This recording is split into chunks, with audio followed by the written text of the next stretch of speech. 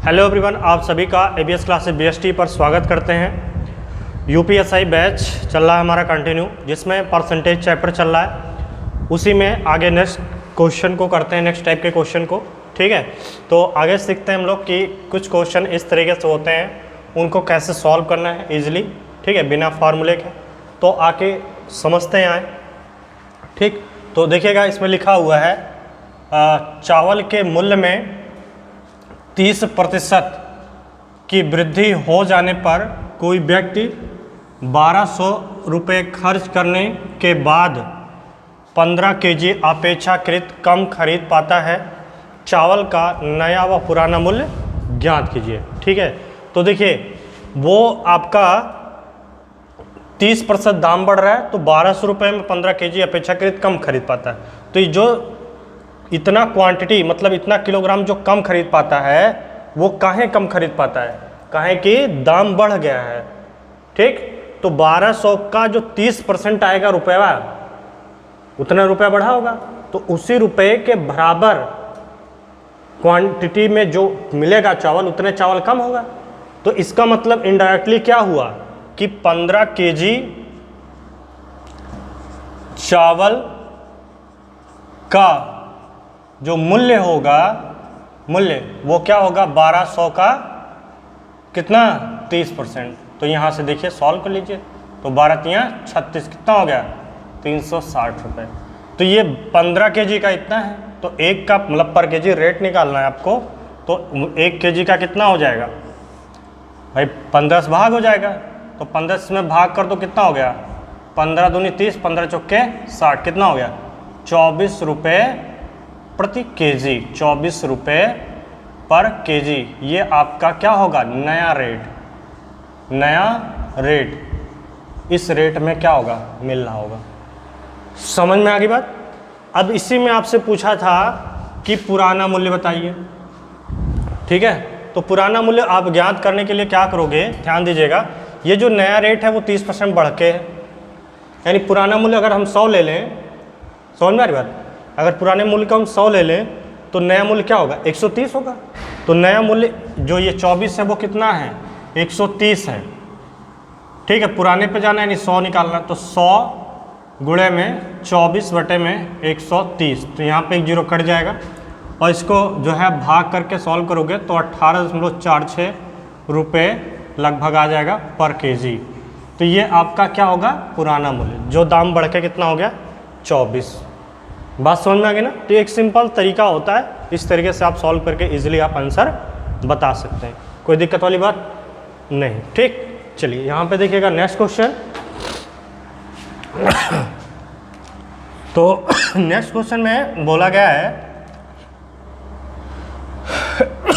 केले के मूल्य में 40% कमी हो जाने से एक व्यक्ति 100 रुपये में 48 केला अधिक खरीद पाता है। तो 48 केला क्यों अधिक खरीद पाता है? क्योंकि दाम में 40% कम हो रहा है, तो जितना दमवा कम होगा उसी के रिस्पेक्ट में केलवा बढ़ेगा।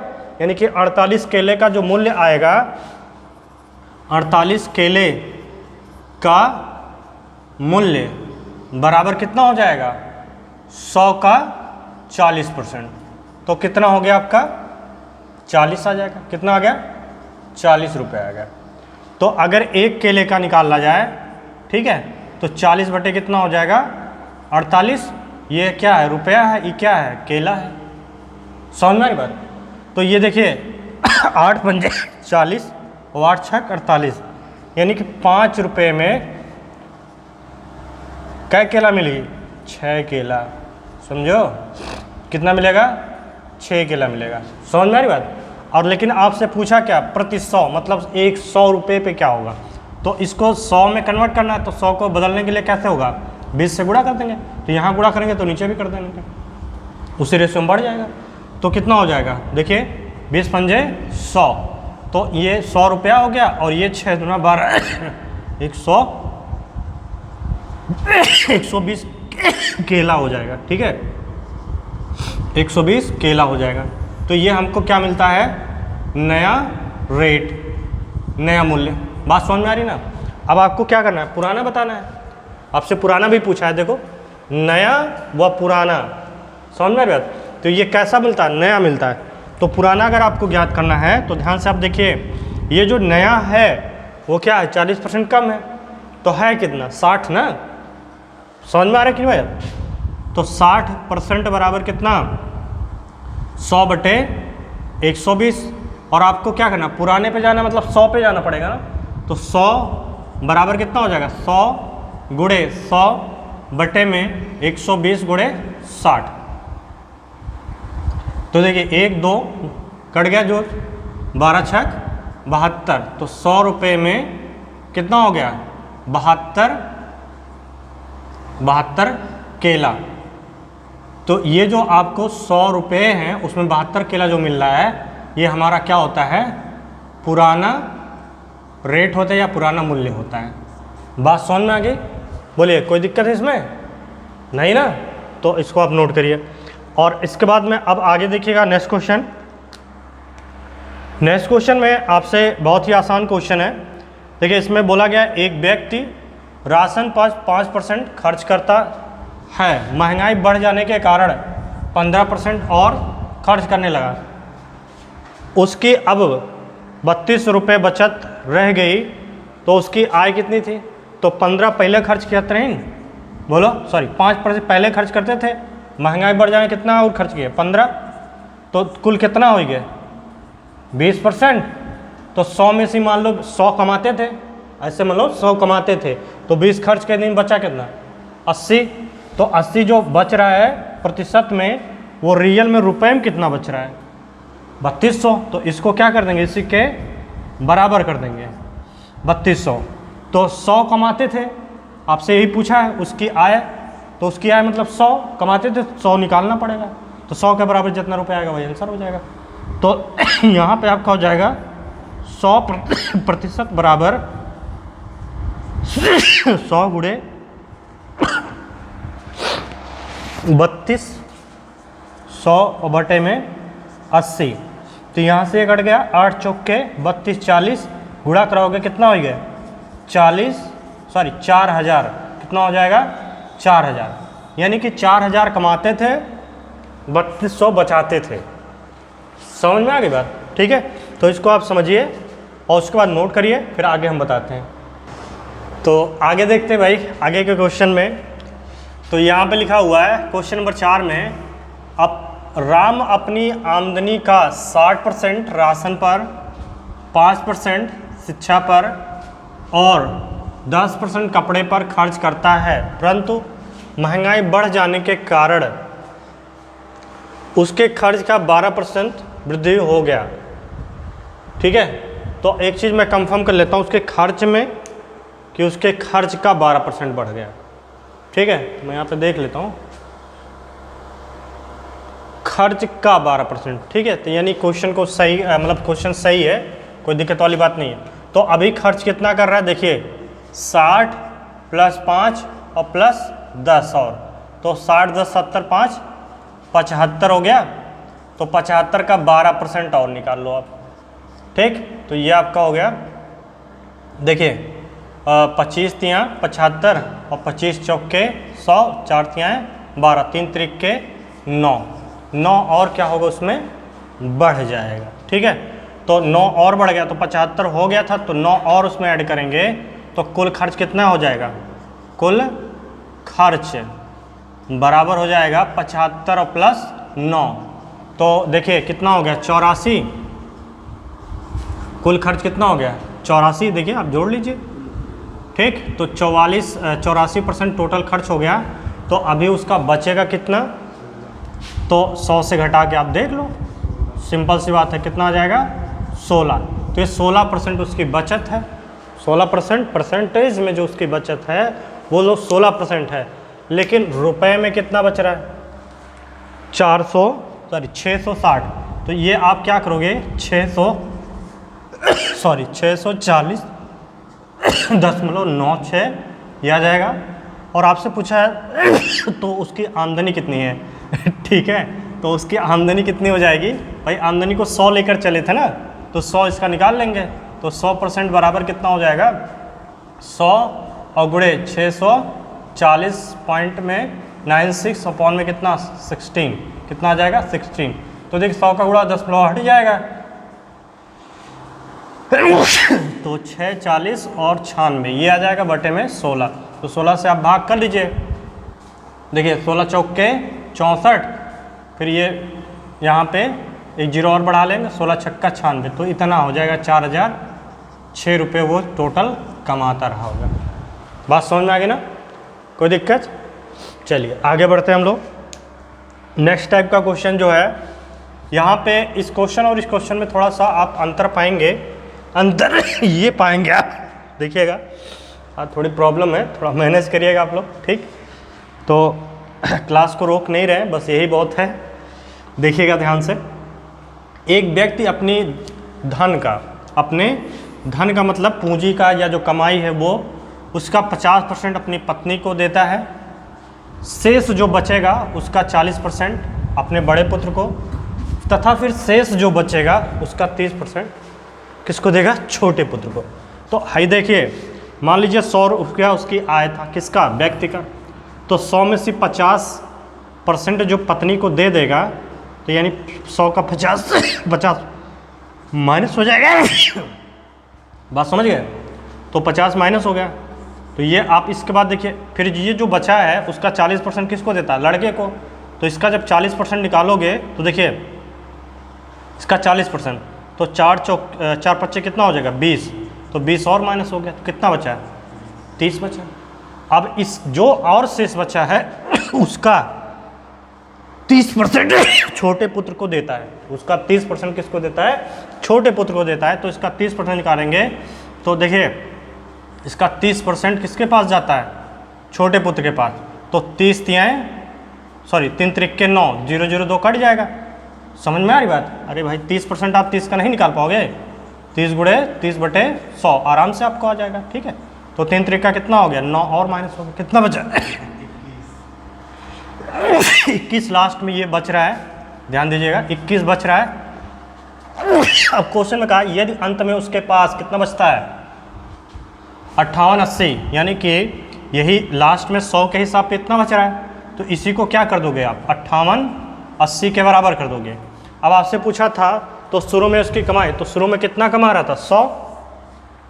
तो 100 बराबर आप निकाल लीजिए। तो ये आपका जो भी आ जाएगा 100 गुणे 58 80 और बटे में 21।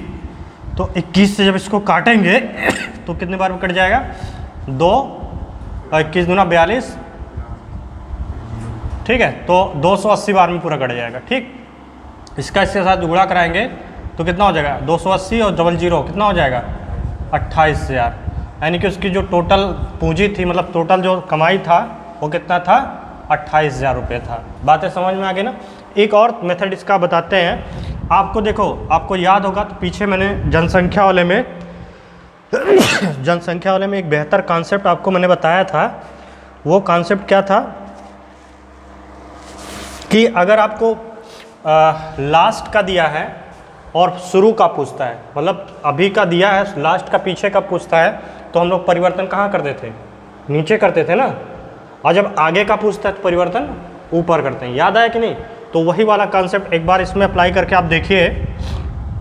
तो आपको अंत का दिया है, मतलब लास्ट का दिया, पीछे का पूछ रहा है। भाई खर्च वर्च करने के बाद जो बचा है वो दिया है, और लास्ट का यानी पीछे का पूछ रहा है। तो पीछे का पूछ रहा है मतलब परिवर्तन नीचे करोगे।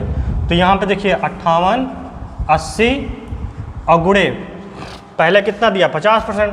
तो 100 बटे कितना हो गया? 50। भाई बताया था परिवर्तन का मतलब क्या? जितना बढ़ेगा उतना बढ़ा देना, जितना घटेगा भाई तो दे रहा है तो घटेगा ना। 50% दे दिया 100 में से, तो 50 से तो बचा।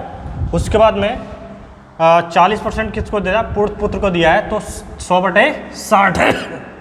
कितना हो जाएगा? 60। तो ये आपका 60 हो गया, क्लियर? उसके बाद में 100 बटा कितना हो जाएगा? इसको 30 दिया है, कितना हो गया?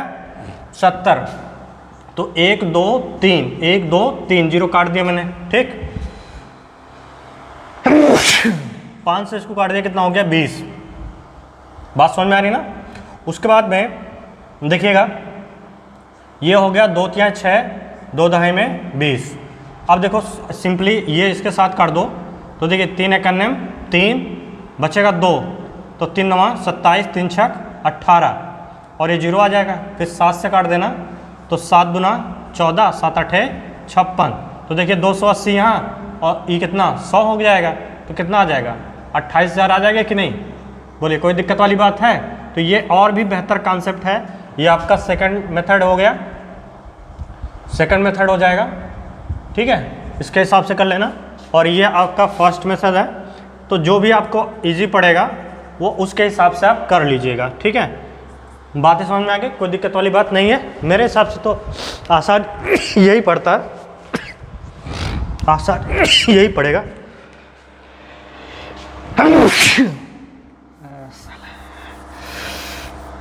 चलिए आगे देखते हैं हम लोग।